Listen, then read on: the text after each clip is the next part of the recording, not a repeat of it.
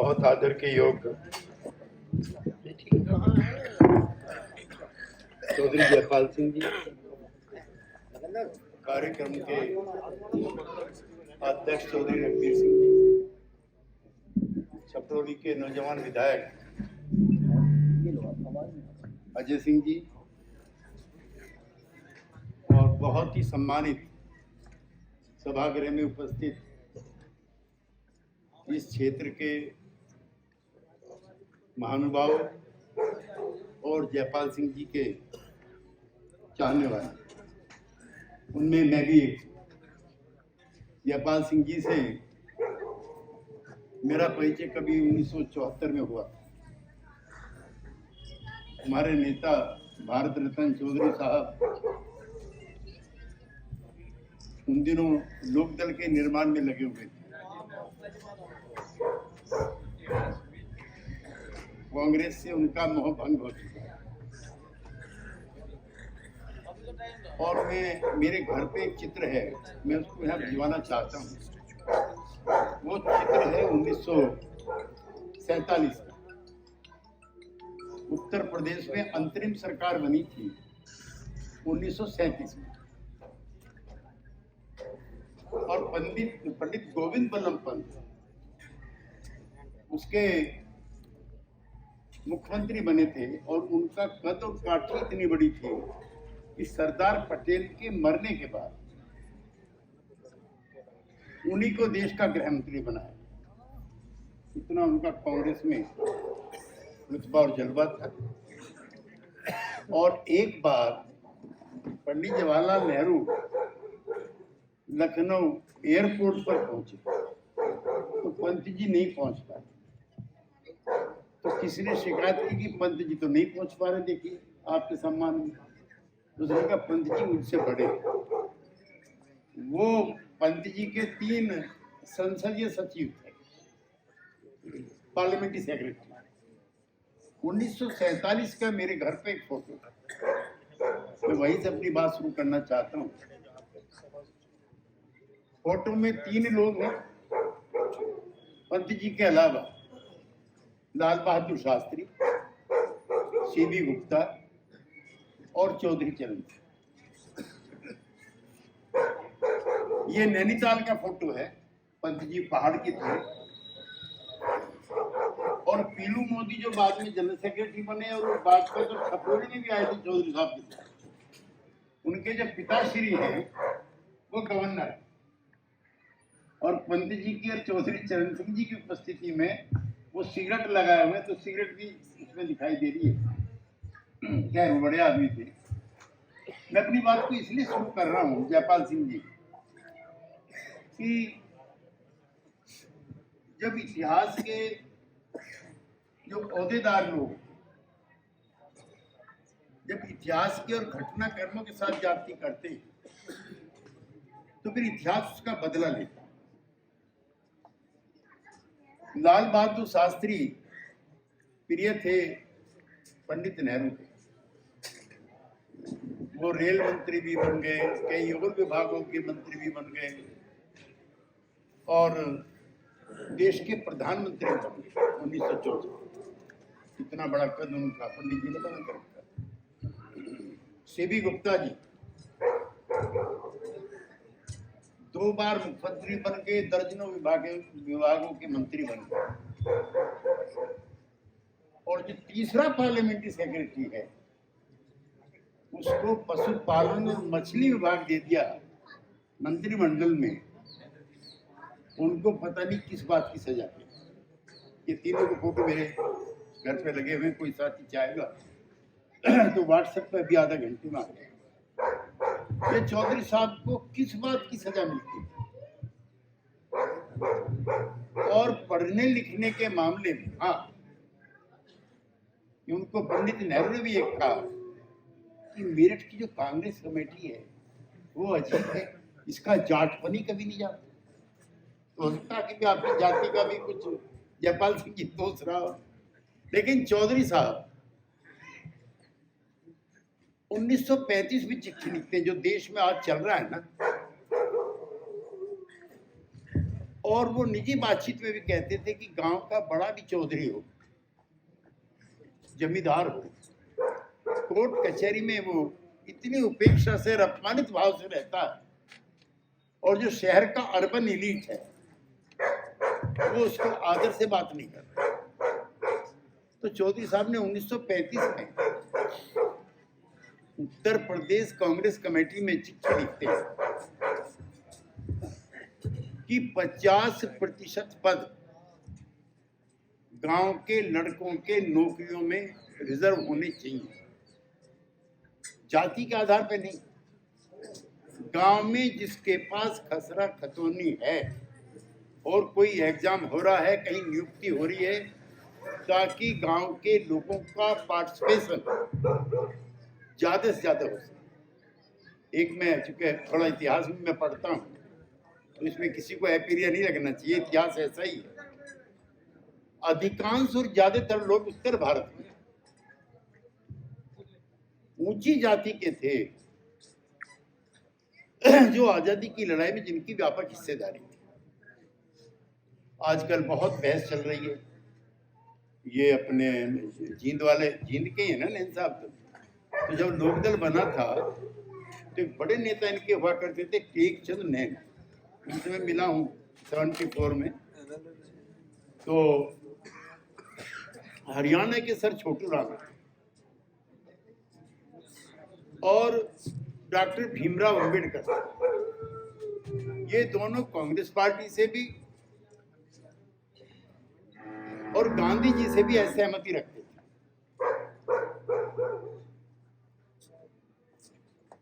चौधरी देवीलाल जी, मुझे अफसोस के साथ भी कहना है, कल हमारे नेता थे ओम प्रकाश चौटाला जी, उनका देहांत हो गया। 5 बार वो मुख्यमंत्री रहे और चौधरी देवीलाल की जो विरासत थी उनको उन्होंने संभाल कर रखना। इस बात में बाद में हिसार का रेलवे स्टेशन है, चौधरी देवीलाल जेल से छुटका है, उनके भाई चौधरी साबराम वो भी जेल से छुट कर। और सर छोटू राम भी सर्किट हाउस है उसी के अंदर, रेलवे के अंदर जो वीआईपी एनक्लोजर होता है उसमें बैठे हुए, उनको भी थोड़ा पानी गर्म होता है। उनको पता लगता है कि ये चौटाला गांव का देवीलाल जो है ये जेल से छूट कर गया। 1900 ये बात 42-43 के आसपास की रही होगी। तो देवीलाल जी को बुलाते हैं अपने साथ। ये किस्सा देवीलाल जी ने खुद मुझे बताया, जिसका तस आपके सामने रखता हूँ। उन्होंने कहा, तू देवीलाल है, तू बावड़ा हो रखे, अंग्रेज तो चले जाएंगे पर राज थारे हाथ में खोना। जो गांव के लोग हैं, किसान समूहों के लोग हैं, सत्ता उनके हाथ में है। क्योंकि पंजाब का जो कांग्रेस कमेटी का स्वरूप था उसमें रोडे और खत्री जो वहां की अपर कास्ट थी उसी के अध्यक्ष बनते थे। पंजाब और हरियाणा ये संयुक्त, मैं पंजाबी कहूं तो पंजाब, हरियाणा और हिमाचल प्रदेश का बड़ा हिस्सा, सिख और हिंदू जाट को भी अगर हम मिला लें तो उनकी संख्या 35% से ज्यादा थी।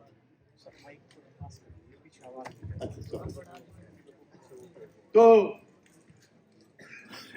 1947 में देश आजाद हुआ तो पंडित राम किशन पंजाब के मुख्यमंत्री बनते, वो समाप्त होते हैं तो भीमसेन सच्चर वहां के मुख्यमंत्री बनते, और तीसरे एक और सज्जन बनते हैं, इसमें ध्यान नहीं आ रहा। और जब पृथक हरियाणा की मांग चौधरी देवीलाल के नेतृत्व में तेज होती है उस समय प्रताप सिंह कैरो को बनाया जाता है जो जात से जात, यानी कि पूरे 10 साल तक एक पूरी कौम जिसकी संख्या सबसे ज्यादा और लोकतंत्र संख्या का नाम, उसको मौका नहीं मिलता। एक तो वो, दूसरे डॉक्टर अंबेडकर, किसी साथी को एपीरिया न लगे चूंकि इतिहास है। डॉक्टर अंबेडकर का जो पहला सत्याग्रह पानी के लिए है। जिस घाट पे पशु पानी पी रहे हैं वहां डॉक्टर अंबेडकर को जाने से रोका जाता है और वो पहला सत्याग्रह अपना पानी पर करते। और अंग्रेज जो है वो जात पहचान करके ना नौकरी देता, ना बर्ताव करता, ना व्यवहार करता, जो हम लोग कर रहे हैं विद द हिंदू जात के आधार। मन डॉक्टर अंबेडकर का इतना खराब होता है कि इस आजादी मिल भी जाएगी तो ये तो गौरव से भी बुरे साबित होंगे द इंडियंस। इसीलिए वो गांधी जी से भी असहमति रखते हैं और आजादी के आंदोलन में हिस्सा नहीं लेते। लेकिन अंग्रेज जिस तरह की ताल तिकड़म करके पाकिस्तान बनवाता है, फिर वो अछूत स्थान की बात करता है, तो 1931 का किस्सा है। गोलमेज सम्मेलन हो रहा है लंदन में और हिंदुस्तान के जितने राजा हैं, रजवाड़े हैं, चाहे हिंदू हैं मुसलमान, वो सब गए हैं। उसमें अम्बेडकर भी है और जिन्ना भी है। तो तब तक भारत राष्ट्र नहीं था। India was not a nation. ये कुछ राजे रजवाड़ों के का समूह था। महाराजा फलाना, महाराजा टिकना, अभी मैं ग्वालियर से आ रहा हूँ, महाराजा ग्वालियर, जोधपुर, फलाने, तो जितने भी राजे गए सब ने अपना परिचय ये नहीं कहा मैं Hindustani. I have come here on behalf of Gwalior state, I have come here on behalf of फलानी स्टेट। फिर जिना का नंबर आता है, वो कहता है, हिंदुस्तान का नाम नहीं लेता जिना कि I am here on behalf of the Indian Muslims. सबसे बाद में अंबेडकर बोलते हैं, वो भी नाम नहीं लेते। I have come here on behalf of Indian Dalit. मैं भारत के दलितों का प्रतिनिधि बनकर के यहाँ आया। गांधी जी व्यतीत हैं, दुखी हैं। आखिर में गांधी कहते हैं कि मैं भारत राष्ट्र का प्रतिनिधि के रूप में यहाँ आया। तो ये शब्द जो इंडियन नेशन है, ये भी पहली बार गांधी के मुंह से निकला। और उसी के अनुयायी भीम सिंह जी थे, उसी के अनुयायी चौधरी चरण सिंह। और ये समाज में जो परिवर्तन हो रहे हैं, ये हमने अपनी आंखों से देख लिए। जयपाल सिंह जी ने अपनी आंखों से देखा। हमने वो दौर भी देखा इन इलाकों में। 74 में हम पहली बार आए थे, 24-25 साल की हमारी उम्र रही होगी। जैसे रोम है, मैं गया हूं वहां, तो वेटिकन सिटी है। तो जो वेटिकन सिटी है उसमें रोम वालों का राज नहीं चलता, उनका सिक्का अलग है। वेटिकन वालों का पुलिस अलग है और फिर एक पोप है वहां जिसके कहने से सारे काम होते हैं। जब मैं आया था, बागपत वेटिकन सिटी था और चौधरी चरण सिंह पोप थे। मैं तब आया था। कितनी दुनिया बदल गई, कितना जमाना बदल गया। वो बदलाव भी हमने अपनी आंखों से देखे। मैं कोई पॉलिटिकल तकरीर नहीं करना चाहता कि चौधरी चरण सिंह की जो निशानी थी उसको भी हमने यहाँ से पराजित किया। तो दुर्भाग्यपूर्ण। मैं कोई यहाँ चुनाव प्रचार के लिए भी नहीं। एक लंबा समय उनका इन्हीं जद्दोजहद में गुजरा। पंडित नेहरू, मुझे भी मास्को कई बार जाने का मिला है। वहां पे कलेक्टिव फार्मिंग है, यानी कि फिरोजपुर के जितने भी किसान हैं, किसी की जमीन नहीं होगी। The whole land belongs to the village. और इस तरह से वो मालिकाना हक किसी का नहीं होगा। पंडित नेहरू आए वहां से, उन्होंने दो काम किए। जो पहली पंचवर्षीय योजना बनी थी उसमें जो फंड एलोकेशन था रूरल सेक्टर के लिए, गांव के लिए, खेती के लिए, किसान के लिए, वो 35%। लेकिन रूस में बड़ी बड़ी फैक्ट्रियां लगी थी लेनिन के टाइम पे, स्टालिन के टाइम पे। तो उन्हें लगा कि ये, मैं कोई बेईमानी जवाहरलाल की नहीं मानता, ये मेंटल कन्विक्शन है। उन्हें लगा देश की तरक्की का ये रास्ता बेहतर हो सकता है। 62 आते आते उन्होंने इंडस्ट्रियल सेक्टर के लिए 35% और गांव वालों के लिए 100% कर दिया। एक पहली उपेक्षा ये होती है गांव। नंबर 1। नंबर 2, वो कहते हैं रूस की तर्ज पर कोऑपरेटिव फार्मिंग होनी चाहिए। और नागपुर अधिवेशन में ये आ जाता प्रस्ताव सरकार। एक चीज और बताएं आप, ये तो हमारा सौभाग्य है कि आप प्रतिनिधि थे। तो सरकारी प्रस्ताव होता है, उसका पास होना लाजमी होता है। 2 बार ही कांग्रेस में प्रस्ताव गिरे हैं, एक बार गया सम्मेलन में और एक बार नागपुर सम्मेलन में। एक बार चौधरी चरण सिंह ने विरोध किया कि नहीं, ये रास्ता ठीक नहीं। और दूसरा गया में मोतीलाल नेहरू का और महामना मदन मोहन मालवीय का एक प्रस्ताव था, जिसको सरदार पटेल ने रखा था कि 6 महीने के लिए सारे आंदोलन स्थगित किए जाए। ये प्रस्ताव गिर गया। तो दो ही मुख्य इतिहास में। तो ये तो चौधरी चरण सिंह जी का कोई व्यक्तिगत नहीं था। और मैं बहुत जिम्मेदारी से और बहुत गर्व के साथ कहना चाहता हूँ, उनका कोई दिल्ली के मकान का पता जानता हो जो है वो उनके पास सब। मेरे शहर गाजियाबाद में वो वकील थे, वहाँ कोई मकान नहीं है। मेरठ में वकील थे, वहाँ कोई मकान नहीं है। लखनऊ में कौन सा पद है जो उनके पास मिला? तो मकान नहीं। जब वो प्रधानमंत्री पद से हट गए 1980 में, तो बैठे हुए थे, 2-3 पत्रकार भी थे वहां पर, बल्कि शायद 84 की बात है, 80 की 84 की शायद बात। तो दुखी थे चौधरी साहब, चूंकि 2 ही MP जीत गए थे। तो उन्होंने, पत्रकारों ने चौधरी साहब को दुखी देखा और पूछा कि दुखी कैसे दिख रहे हैं? हार जीत तो होती रहती है। मैं हार जीत से दुखी नहीं, मैं दुखी इस बात से हूँ, जैसे सब हार गए, अगर मैं भी हार जाता तो मैं रहता कहाँ? देश में दूसरा नेता बताओ, किसी भी पॉलिटिकल पार्टी जो डॉक्टर अंबेडकर की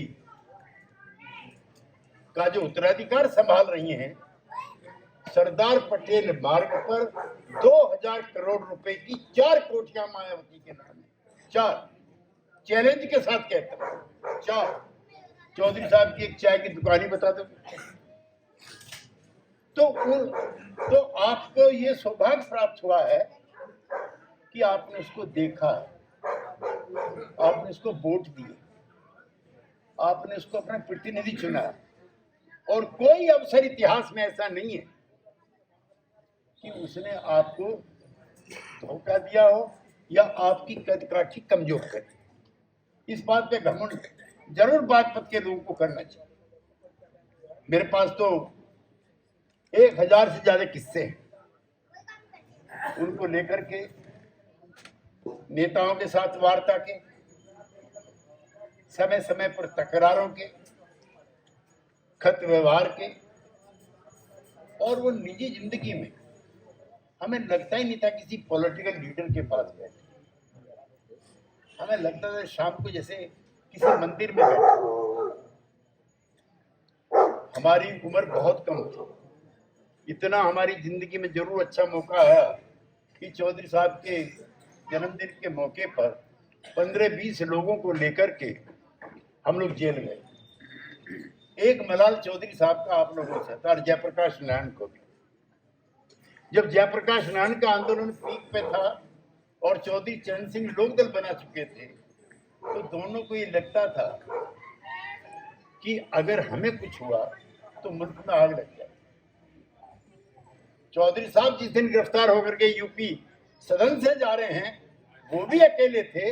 और जयप्रकाश नारायण को जब गिरफ्तार करके गांधी शांति प्रतिष्ठान से लाया गया, तो भी ये कोई मामूली अफसोस की बात नहीं। हम जेल में लंबे समय तक रहे। मैं कोई नसीहत देने के लिए नहीं आया। ये कमाल भी गांधी ने किया सारे देश में, यानी कि यही नहीं, जो जिन्ना पाकिस्तान मांग रहा था उसके अपने मुल्क में भी कांग्रेस पार्टी की सरकार बन चुकी थी, जिसे नॉर्थ वेस्ट फ्रंटियर कहते हैं, और फ्रंटियर गांधी के नेतृत्व, वो गांधी था। जब वो लौटा है गवर्नमेंट से, तो उसे लगा कि तेरे जिस्म पे दो फोड़े, एक अंबेडकर और दूसरा मोहम्मद अली जिन्ना। अच्छे संभ्रांत परिवार के होते हुए भी गांधी जी कपड़े उतार देते हैं, नगोट धारण कर लेते हैं, जो किसी शूद्र के जिस्म पर होता, और हिंदू मुस्लिम एकता के प्रयास करते हैं। उन्हें अंबेडकर से भी लड़ना है, और उनको जिन्ना से भी लड़ना है और जीतना है। मैंने अभी कहीं लिखा है, ताजा कई मित्रों के फोन आए थे, 15 अगस्त 1947 को जब देश आजाद होता है, तो इस्लाम के मानने वाले ज्यादा लोग गांधी पे यकीन करते हैं, ना कि जिन्ना पे। 1947 में जिन्ना नहीं जीता था, महात्मा गांधी की जीत। जो वर्तमान हालात है उस पर मैं नहीं कहना चाहता, एक चीज जरूर कहना चाहता।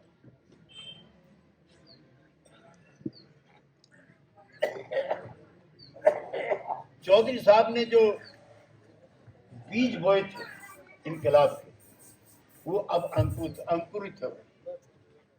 उसमें चौधरी देवीलाल पैदा हुए, उसमें प्रकाश सिंह बादल पैदा हुए, उसमें मुझे एक बार उनके साथ अहमदनगर जाने का मौका मिला, जहां प्याज का आंदोलन चलता है।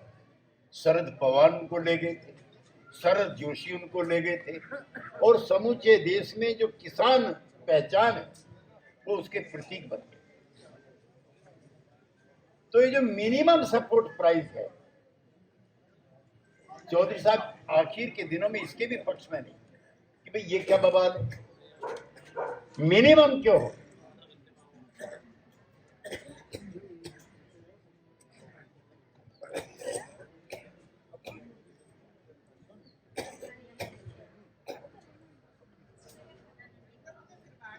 मिनिमम क्यों हो, मैक्सिमम क्यों नहीं होना चाहिए। और आपकी जानकारी के लिए, इससे ज्यादा आप लोग कुछ नहीं कर सकते थे जो आपने किया।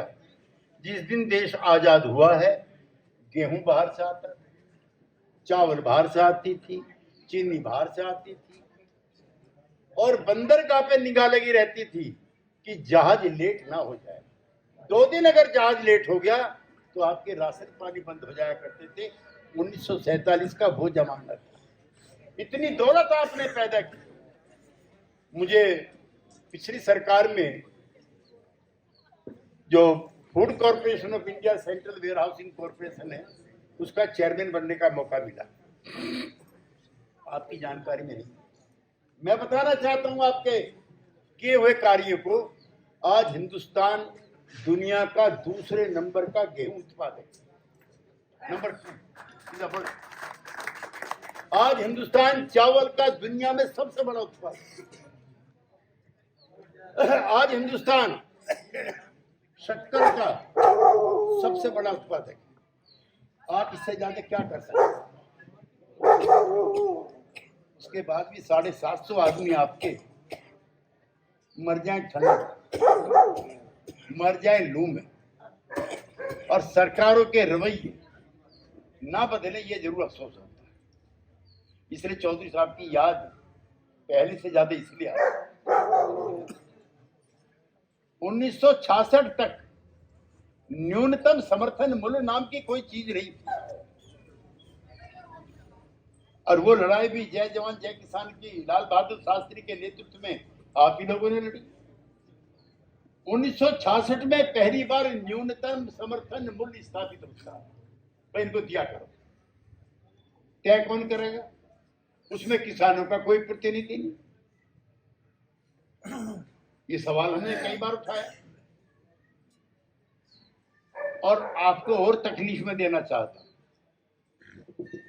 अभी जो सरकारी रिपोर्ट आई है, रमेश चांद करके नीति आयोग के उपाध्यक्ष,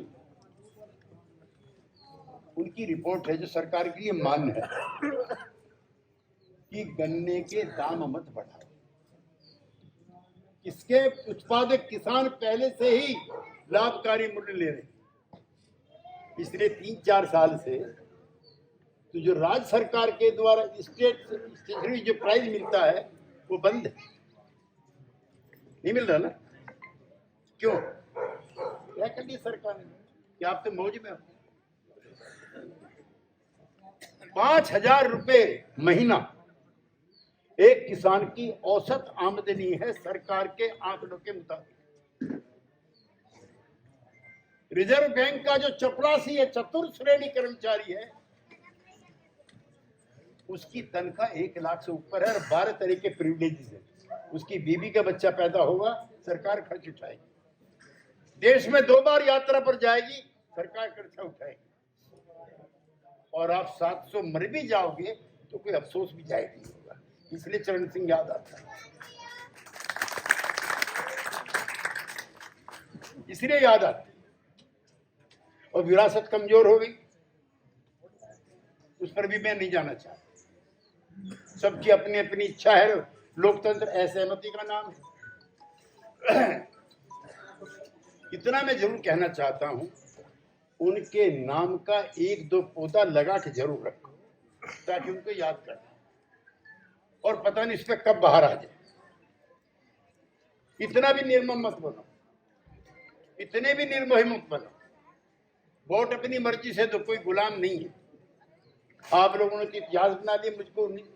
और मैं एक चीज जरूर कहना चाहता हूँ आपसे, मेरी बात का बुरा मत मानो, मैं आप में से, मैंने आपको प्रधानमंत्री बनाते देखा।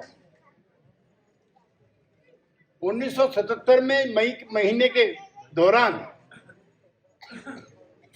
जगजीवन राम बनेंगे कि मुरारजी भाई बनेंगे, ये बहस हो रही थी। जगजीवन राम का फलड़ा भाई जो साहब बीमार थे 2-3 दिन के लिए, राजनारायण जी और सीबी गुप्ता आते हैं कि चौधरी साहब आपके ऊपर है, किसको बनाना है। उसने कहा देखो मुरारजी भाई भी गांव के किसानों के आदमी नहीं है, लेकिन आपातकाल में हमारे साथ जेल रहे थे, इसलिए उनका नंबर पहले बनता जी। तो चौधरी साहब ने उनको बनवा दिया।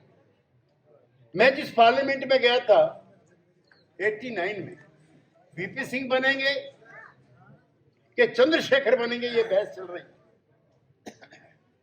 और हम थे काफी तादाद में, हम देवीलाल के साथ थे। वहां देवीलाल को चुन लिया बीजू पटनायक ने, सब लोगों ने मिलकर के कि नहीं भाई ताऊ बनेगा। इनके यहाँ नारा लगता था, ताऊ पूरा तोड़ लेगा, लाल किले से बोल लेगा। ये हरियाणा वाले लगाते थे नारा, और वो तोड़ला भी और बोलला भी। ये जो कर्जा माफी है किसानों की और वृद्धावस्था पेंशन है, ये सिर्फ और सिर्फ चौधरी देवीलाल की थी। उन्हें पता था, उन्होंने वीपी सिंह के सर पे ताज रखा। तो एक दिन आप लोगों के ये भी थे कि आप मुल्क के प्रधानमंत्री तय कर दें। और माफ करना, अब गांव की प्रधानी भी आपकी खतरे में पड़ी, ये जरूर मैं कहना चाहता हूं। 7 राज्यों के मुख्यमंत्री चौधरी चरण सिंह ने तय की। प्रकाश सिंह बादल, चौधरी देवीलाल, भैरव सिंह शेखावत, कर्पूरी ठाकुर, रामनरेश यादव और ओडिशा वाला बीजू पटनायक। आप ब्लॉक प्रमुख चुन के बता दो है? क्या हो गया? ये तो मैं जरूर कहूँ, नेता नहीं हुआ क्या? कितने मंत्री बनाते थे आप? 60-70 यूपी में, फिर वहां फिर वहां फिर वहां, और अब ब्लॉक प्रमुख के भी लाले पड़ रहे आप लोग। तो इस पर जरूर विचार करें। मेरा मन किसी के लिए खराब नहीं। आप बीजेपी को वोट दो, आप कांग्रेस को वोट दो, आप किसी को भी दे। और आप लोग तो इतने अच्छे लोग हो, आपने तो कम्युनिस्ट जीता रखे हैं से आचार्य दीपांकर, मुझे कोई अफसोस नहीं। लेकिन एक दिया टमटमाता है और उसमें अपनी मेहनत का थोड़ा सा तेल डालते रहो ताकि आने वाली पीढ़ी याद कर। चरण सिंह रोज पैदा नहीं होते, युग आते हैं और बीत जाते हैं। सदियां भी कई बार गिनतियों में सीमित रह जाती हैं, लेकिन कुछ महामानव महापुरुष अपने विचारों की ऐसी श्रृंखला छोड़ के जाते हैं तो सदियों सदियों तक याद रहती है। चरण सिंह उनमें से याद है।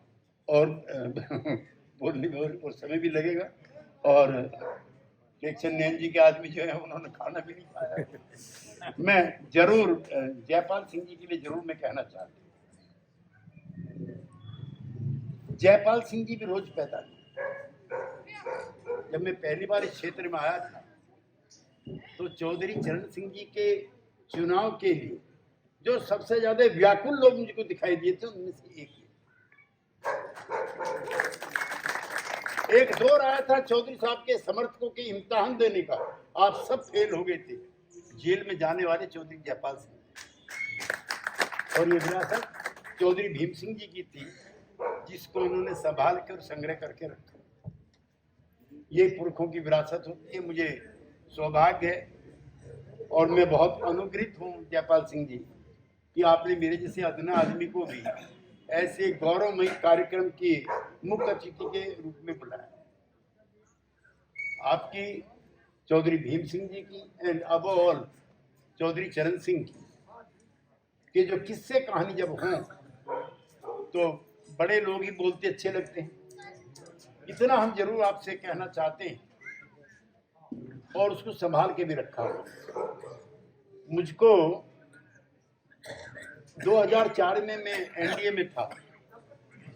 जॉर्ज फर्नांडिस, शरद यादव, नीतीश कुमार अटल बिहारी वाजपेयी से कहकर के मुझको टिकट दिला लाए मेरठ का। एक वहां के एमपी थे अमरपाल सिंह, जानते होंगे, उनका टिकट काट दिया। अगले दिन प्रमोद महाजन का फोन आया कि त्यागी जी आओ जरा चाय पानी पे कुछ चर्चा करें। उन्होंने कहा कि आप जेडीयू के चुनाव चिन्ह पे नहीं जीतने के, आप कमल का फूल ले लो। मैंने कहा अभी तो जॉर्ज साहब और नीतीश और शरद मेरे लिए टिकट लेकर आए, 2 घंटे बाद ईमान बदल दो। मैंने कहा मेरे बस हारोगे, मैंने कबूल है। जो अच्छा ये लो 25 लाख रुपए चुनाव के बांटी रहते सबको। ये चरण सिंह की दी हुई बीमारी थी हमारे कि हम गए नहीं, चुनाव हारना कबूल किया लेकिन मानी। दूसरा, हमें देवीलाल जी ने एमपी बनाया और एक दिन ऐसा आ गया था कि या तो गाजियाबाद से मुफ्ती मोहम्मद सईद लड़ेंगे या केसी त्यागी लड़ेंगे। वो वहां के बड़े नेता रहे थे, मुख्यमंत्री रहे थे, वीपी सिंह की आंख की तारे थी। तो हम तो गुणगान करते ही हैं, लेकिन चौधरी साहब का और बाद में देवीलाल जी का वो भी कितना प्यार करते थे। वो मीटिंग छोड़ के चले आए कि त्यागी को टिकट मिलेगा तो पार्टी रहेगी वरना नहीं रहेगी। हमने कई मौकों पर चौधरी साहब के लिए अपनी जान की भी बात की, वो कम थी हमारे। जब मेरा टिकट हो रहा था मेरी बहुत कम उम्र थी, पैसे भी नहीं थे, वल्दियत भी नहीं थी। इनकी वल्दियत तो है। तो किसी ने कहा भाई इस पे तो कुछ भी नहीं। चौ साहब ने कहा इस पे मेरा विश्वास है। कहने के वर्कर सब खिलाफ हैं, इसको क्यों टिकट दे रहे हो? उसने कहा इससे अच्छा लिखना पढ़ने वाला कोई है ही नहीं। मैं सुबह को आता हूँ दफ्तर में, कहता हूँ भाई जरा कश्मीर पे मेरा बयान बना दो, मुझे बताना नहीं पड़ता। मैं कह रहा हूँ पंजाब पे लिख के लाओ, कह रहे बताना नहीं पड़ता। अभी वो बैठे हैं वहां के मेरठ यूनिवर्सिटी के एक चांसलर हुए रविंदर सिंह जी, अभी एक फंक्शन में मुझको मिल गए पिछले दिनों। मुझे कह रहे त्यागी जी आपने क्या जादू किया होता चौधरी साहब? मैंने कि उन्होंने मेरे पे किया हो तो बताओ क्या बात है? कह रहे मैंने सरदार पटेल पर किताब लिखी और मैं चौधरी साहब से उसकी प्रस्तावना लिखवाना चाहता था। चौधरी साहब ने कल लिख रहे हो ना तुम? तो रविंदर सिंह जी जो वाइस चांसलर थे उन्होंने प्रस्तावना लिख ली और चौधरी साहब को दिखाना है। उन्होंने कहा केसी त्यागी के पास जाओ, अगर वो पास कर देगा तो हम लिख लेंगे। तो वो नेता ऐसा था, उसके लिए जीने को भी मन करता था, मरने को भी मन करता था। अगर वो हमारी जान भी मांगते तो शायद हम वो भी देते, ऐसा था। और ऐसे नेता के साथ काम करने में, लड़ने में, झगड़ने में, रहने में मजे भी आते और रोज ऐसे होते भी नहीं। मैंने कम से कम 8 प्रधानमंत्रियों के साथ काम कर लिया, जिसमें 7 मेरे कंधे पे हाथ रख के चले। मोरारजी भाई एक, चौधरी चरण सिंह 2, वीपी सिंह 3, चंद्रशेखर 4, एसबी देवेगौड़ा 5, इंद्र कुमार गुजराल 6 और अभी अब के वाला। लेकिन मैं बहुत जिम्मेदारी से कहना चाहता हूं कि एक दिन चौधरी साहब माता जी पे नाराज हो रहे थे, तो हम तो हर चीज में शामिल रहते थे। कह रहे मेरे कुर्ते का इसने बनियान बना के दे दिया, बनियान मोटा होता है और मेरे चुप था। बताइए, प्रधानमंत्री रहने के बाद। तो मेरा कहना है कि जो उनके विचार हैं, जो उनके लगाए हुए पौधे हैं, थोड़ा थोड़ा पानी उनको भी देता है। मैं कोई लोक दल में नहीं हूं, हमारी पार्टी अलग है, लेकिन मेरी मन की पार्टी आज भी लोक दल है और नेता चौधरी साहब। इसलिए गलत बात कह करके अपनी बात समाप्त करना चाहता हूं। चौधरी साहब की ये आखिरी निशानी है जयंत चौधरी। आप सहमत हो या ना, आपके माथे में सिर्फ यही आंख है, ये कानी है, बहरी है, सुननी छोड़ दो। इस दिए को भी जलाए रखो।